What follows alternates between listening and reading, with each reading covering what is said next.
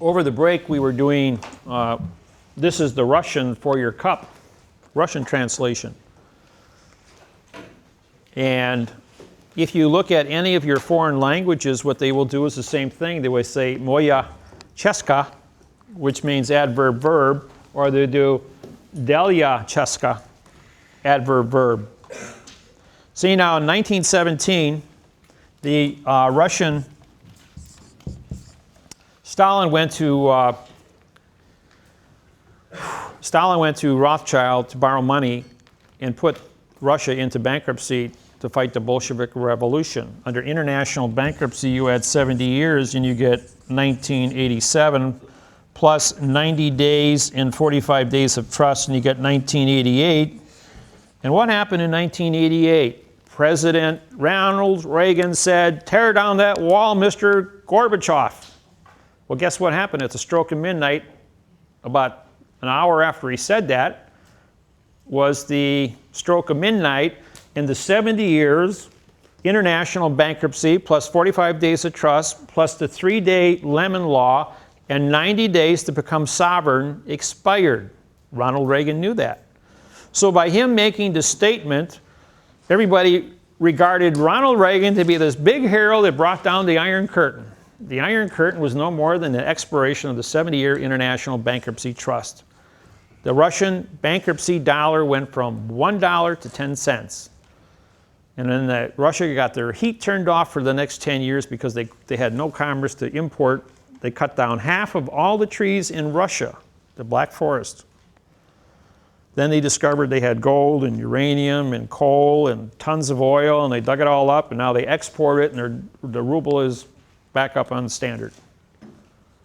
But they're just barely becoming capitalistic, and they're just finally coming out of the 1988. It's been 23 years, and they're getting themselves back on their feet. But they've been out of bankruptcy as a sovereign country, exporting their oil and their coal and their gold to rebuild their country, their infrastructure. So, and Stalin built all the railroads, and by sending human beings to the Gulag to mine gold, to send to Moscow to build the railroad, and these people would work until they starved to death, and they genocided 200 million people to mine the gold and the resources to build a new infrastructure of Russia, because they had no resources or food to feed the people.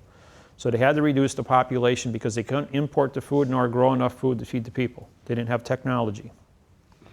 These are events that take place when a society breaks down.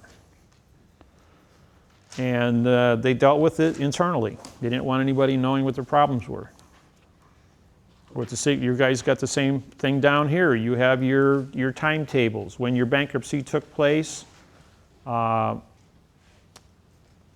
and you're still in bankruptcy, but by the time you become sovereign, and you may come out of bankruptcy before that because you have, I don't know, probably 1,000 gold mines that are punching out stuff. Your dollar's worth more than U.S. currency today. You control 20% of the world's lithium out here, which is going to be the battery technology of automobiles. So you guys got a lot of resources. You got all your oil reserves offshore as well as onshore that you're discovering. So you guys got lots of years of resources to keep Australia up and running. But you know what? The Aborigines own the land, and everybody else has trespassed on it. So that's why they're looking to me to, under Robert's Rules of Order, set up a government of corporation. Whereas they used to be in faith, they realize that corporate structure is the only way that they're going to survive in a corporate world and maintain the status quo of their assets. Yes, Sam? Some of us here have been to courses where we have heard that the Australians have printed out as much as 10 times the amount of fiat money or paper money as opposed to the amount of gold that the Federal Reserve has got in stock. Therefore, throughout history, the gold value has increased and the paper value has decreased to meet up at some point, looking at a variety of graphs which I've been sent through the email. From what you've just said, is that Australia, due to its natural resources, may come out of bankruptcy much earlier than 2022, I think was what you had on the board, Right? because of our resources. How you shook your hand from left to right, which means you didn't agree with the fact that the currency, or I should say the paper money that we have, is that much of a difference between what we have in reserves and what is actually in circulation. If your government wanted to pull all the gold out of the ground, and we wanted to pull all the gold out of our ground, and the Russians want to pull all the gold out of their ground, and their coal and their oil and all their mineral resources, there'd be such a surplus of everything that it would devalue all of its values, okay? Money is just a means of exchange on any given day. And how deep in the ground have you dug? 100 feet? You can go down 50 miles and find stuff, you know? They got mines down in South Africa that are 3,000 to 4,000 feet deep. 50 miles is 80 kilometers. No, Can you we say do if you go down 50 miles in the ground, you can probably still find gold down there, you know? But the temperature, when you get down to a certain level, it gets hot because now you got heat from the earth coming up. You know, if you go down only I don't know, I think it's 20 feet in the ground, the temperature is 50 degrees year round. I don't care if it's the Arctic or it's in the middle of a desert. The temperature is the same underground. All the caves in the world maintain their same temperature year round because it's an underground. So all this stuff about the papers not being worth any because it's not banked by gold, what's your view on that? That's nonsense. You got to what are your roads worth in this country? That's backed, you know, your roads, your buildings, your cars, your infrastructure, your intellectual intelligence, the minerals in the ground are still there.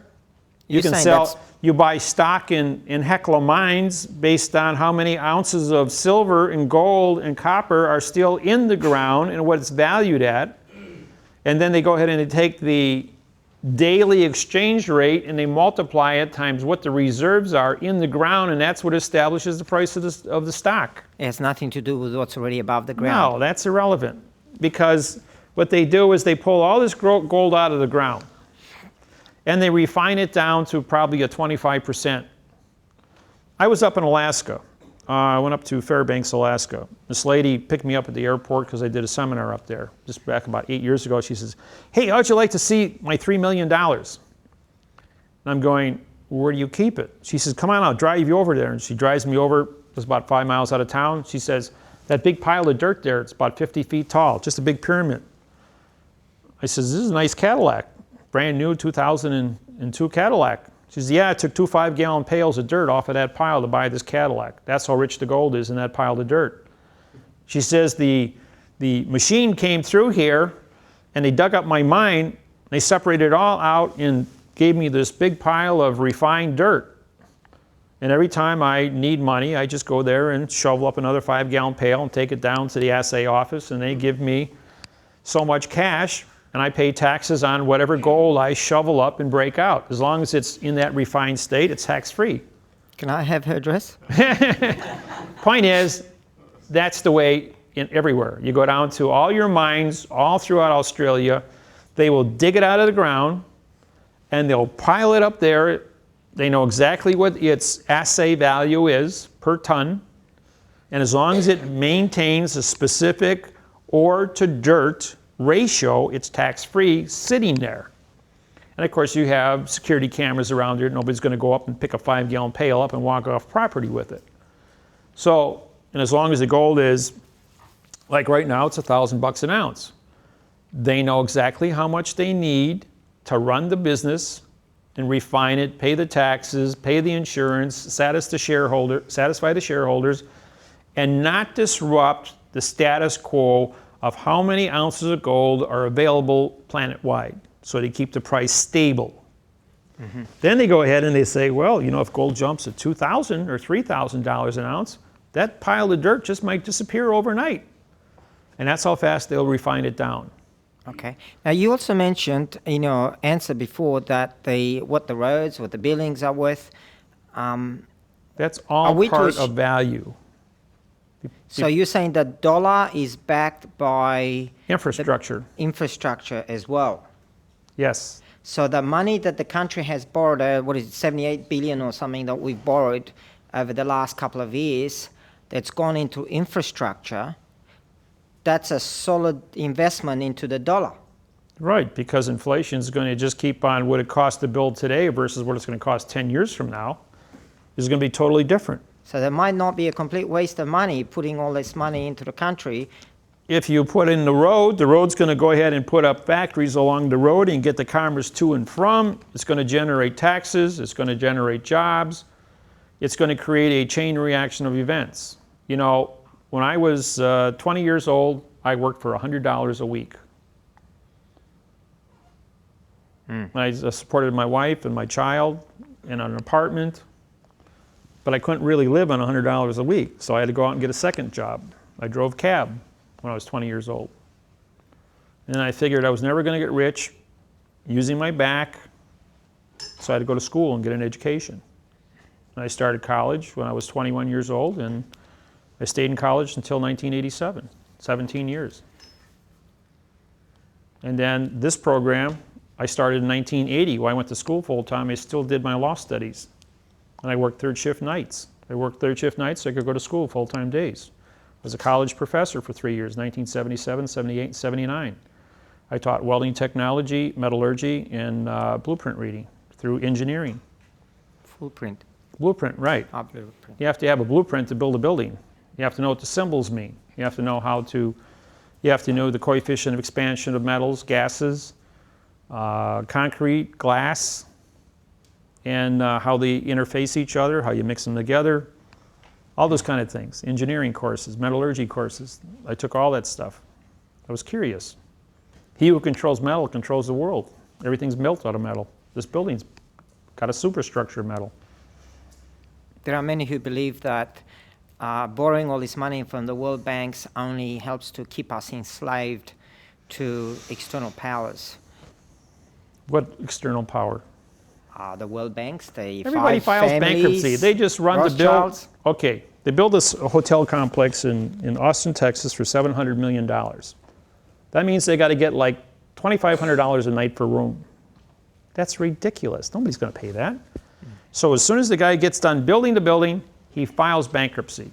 And the building is sold for cash at auction for $50 million. Now the guy can afford to rent the rooms out at $100 a night and fills the whole place up. And who got stuck? All the contractors got stuck. But the contractors who participated in that had borrowed their resources from the iron company, right? And so the contractors then had to file bankruptcy because they couldn't pay back the iron, the guy who produced the iron that they built into the structure in the first place. So everybody took a little piece of this bankruptcy going all the way back to the resources when they dug the ore out of the ground. The end result is they got this beautiful building where they can afford to get $100 a night and they paid for it in cash at a bankruptcy auction. Doesn't make it right. No, it's stealing. It's legal stealing. It goes on all the time and it has been throughout history. 3 years ago, the house down the street from me sold for $139,000. Last year, I tried to buy it for $29,000, and while I was here in Australia in October, it was sold at auction for $4,900, cash. Damn. Yeah, that's right. And you buy a house for $4,900, and you get $900 a month rent for it. Pretty good return, wouldn't you say? 100% a year for the rest of your life. Nice retirement paycheck. Do that on 10 houses, and you're living on a cruise ship for the rest of your life. Okay, thank you. There's no shortage of ways to make money. There's a shortage of ambition to get the money made. Question? Hello again. Maybe I heard wrongly, but you named natives, not only of this country, but other countries as well, as Aborigines. Is it the way you pronounce it? Because you didn't say AB means no. Aborigine means no origine. Therefore, I dropped the negative condition of state When I told the Aborigines back in June last year that your name is not an Aborigine, you're an Origine. Stop calling yourself a no original person. Well, 3,400 Aborigine tribes immediately adapted the word Origine and said, we're no longer Aborigines. The American Indian was the same way.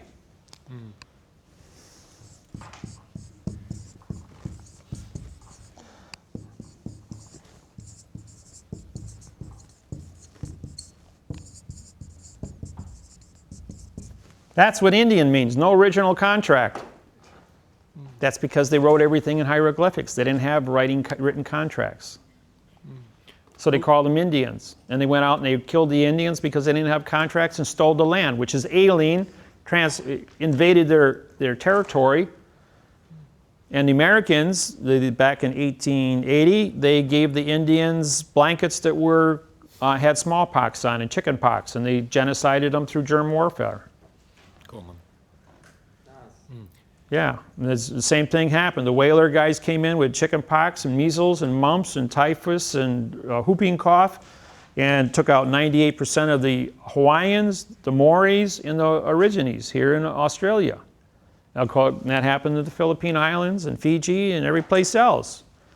The whole South Pacific was not immune to the germs of Europe. When it shows up here, destroyed everybody.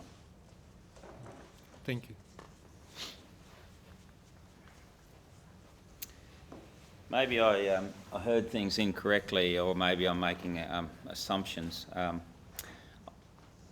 couple of things that you've said over the last 2 days don't sort of sit right with me. One of them is my understanding of Rothschilds and the tremendous wealth that he has, and the inequity in the world, the numbers of people who starve and die every day.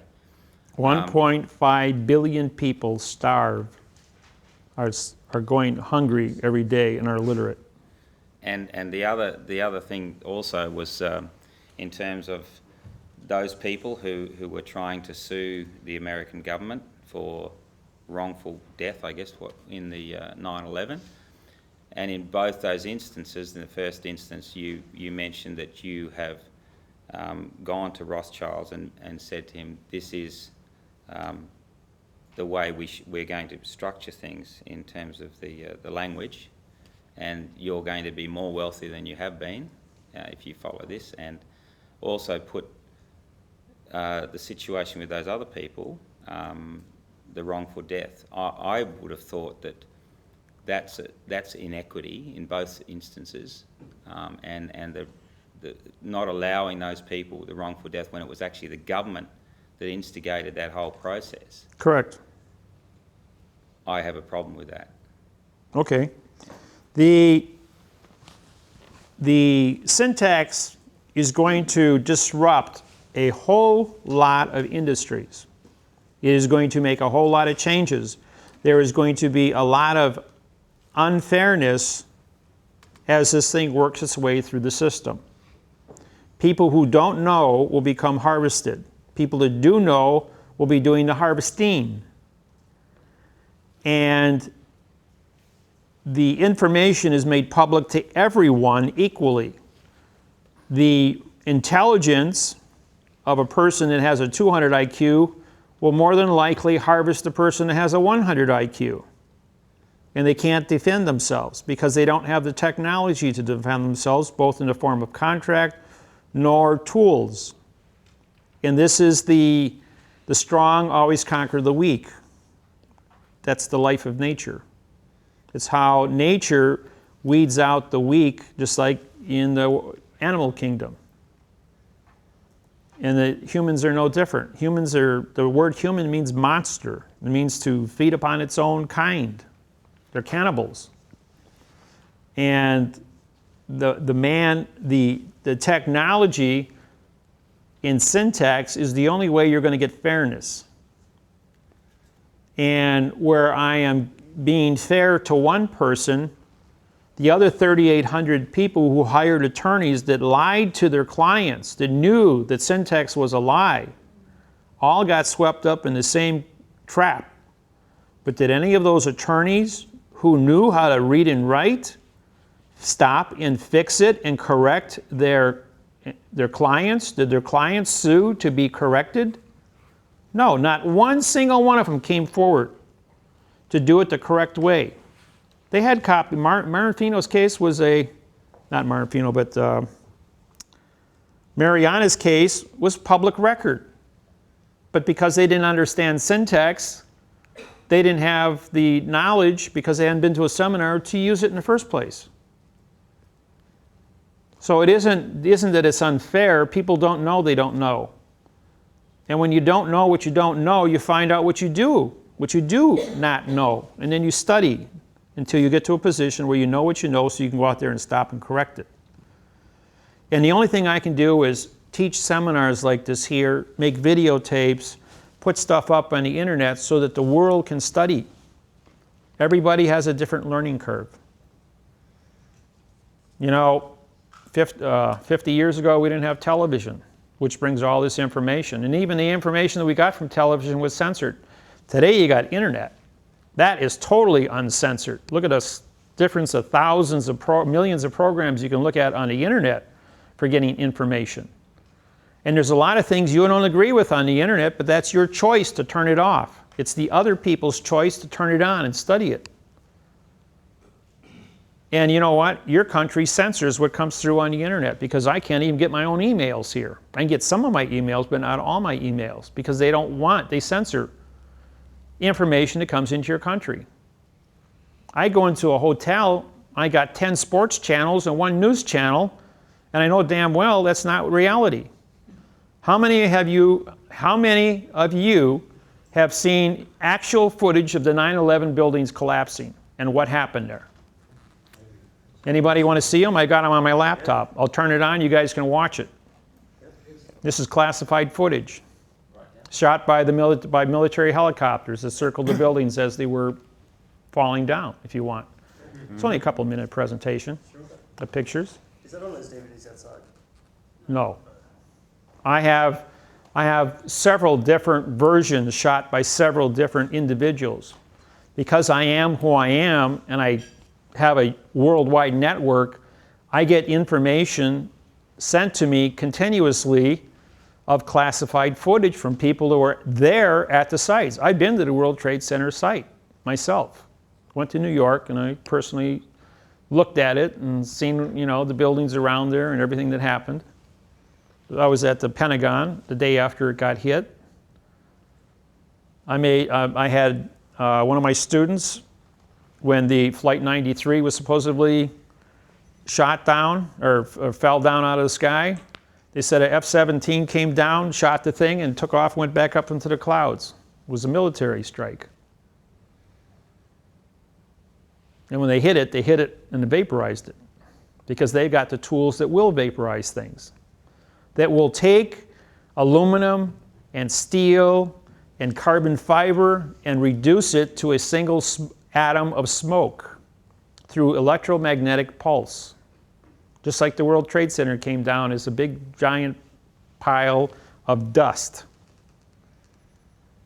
So they got toys out there you don't even know about.